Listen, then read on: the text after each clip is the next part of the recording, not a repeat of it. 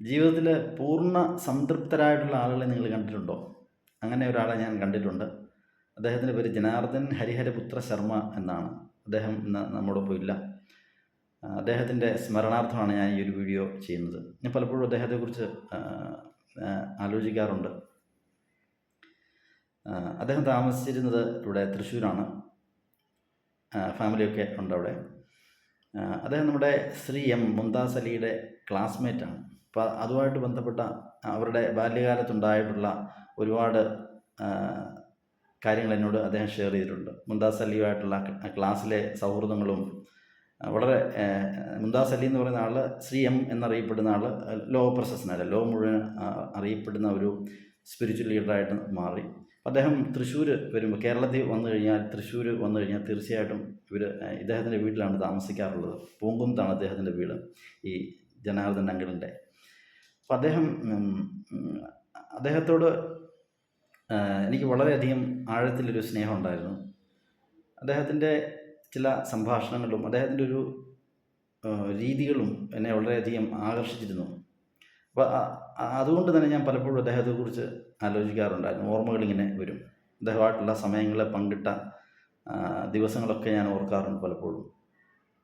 അപ്പോൾ അദ്ദേഹം പറഞ്ഞ 1-2 കാര്യങ്ങളാണ് ഞാനിവിടെ നിങ്ങളോട് ഷെയർ ചെയ്യാൻ പോകുന്നത്. ആദ്യ ദിവസം തന്നെ അദ്ദേഹം കണ്ടപ്പോൾ അദ്ദേഹം എന്നോട് പറഞ്ഞ ഒരു കാര്യമാണ്, ഞാൻ പൂർണ്ണ സംതൃപ്തനാണ്, എനിക്ക് മരിച്ചാൽ മതി. എനിക്ക് ആസ് എ അച്ഛൻ എന്ന നിലയിൽ, അല്ല ഒരു മകൻ എന്ന നിലയിൽ എനിക്ക് ചെയ്യേണ്ട കാര്യങ്ങളെല്ലാം, അല്ല ഒരു ഭർത്താവ് എന്ന നിലയിൽ എനിക്ക് ചെയ്യേണ്ട കാര്യങ്ങളെല്ലാം തന്നെ ഞാൻ ചെയ്തു കഴിഞ്ഞു. ഒന്നും തന്നെ എനിക്കിനി ചെയ്യാനില്ല. ഞാൻ വളരെ സാറ്റിസ്ഫൈഡാണ്, ഞാൻ പൂർണ്ണ സംതൃപ്തനാണ്. ഈ ഒരു ജീവിതത്തിൽ ഞാൻ മരിക്കാൻ തയ്യാറാണ്. ഈ നിമിഷം മരിച്ചു കഴിഞ്ഞാൽ ഞാൻ സംതൃപ്തനാണ് എന്നാണ് അദ്ദേഹം പറയുന്നത്. അദ്ദേഹം മറ്റൊരു കാര്യം കൂടെ പറഞ്ഞു. അദ്ദേഹത്തിൻ്റെ 2 മക്കളാണുള്ളത്. അത് വളരെ വളരെ വെൽ സെറ്റിൽഡാണ് അവർ രണ്ടുപേരും. ഓക്കെ.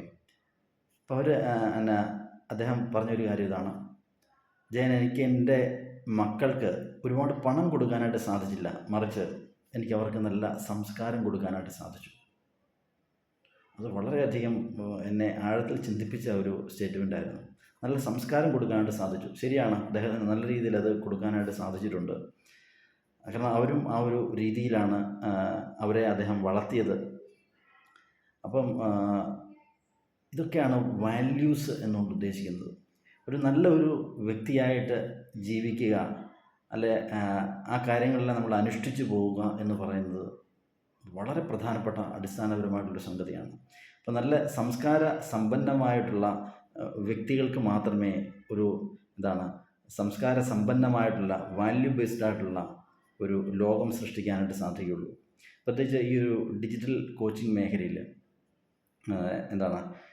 ആസ് എ പേഴ്സൺ എന്ന രീതിയിൽ നല്ല വാല്യൂസ് ഉണ്ടെങ്കിൽ മാത്രമേ, നല്ല മൂല്യങ്ങൾക്ക് പ്രാധാന്യം കൊടുക്കുന്ന വ്യക്തിയാണെങ്കിൽ മാത്രമേ അയാൾക്കും നല്ലൊരു വാല്യൂ ബേസ്ഡ് ആയിട്ടുള്ളൊരു കമ്മ്യൂണിറ്റി ക്രിയേറ്റ് ചെയ്യാനായിട്ട് സാധിക്കുകയുള്ളൂ. അപ്പോൾ ഈ മൂല്യങ്ങളെക്കുറിച്ച് ആലോചിക്കുമ്പോൾ എനിക്ക് ഏറ്റവും കൂടുതൽ ഓർമ്മ വരുന്നത് ജനാർദ്ദൻ അങ്കിളിൻ്റെ അദ്ദേഹത്തോടൊപ്പം ചിലവഴിച്ച ദിവസങ്ങളും അദ്ദേഹം പറഞ്ഞ കാര്യങ്ങളുമാണ്. അദ്ദേഹത്തിൻ്റെ സ്മരണാർത്ഥം ഞാൻ ഈ ഒരു വീഡിയോ അദ്ദേഹത്തിന് വേണ്ടി സമർപ്പിക്കുകയാണ്.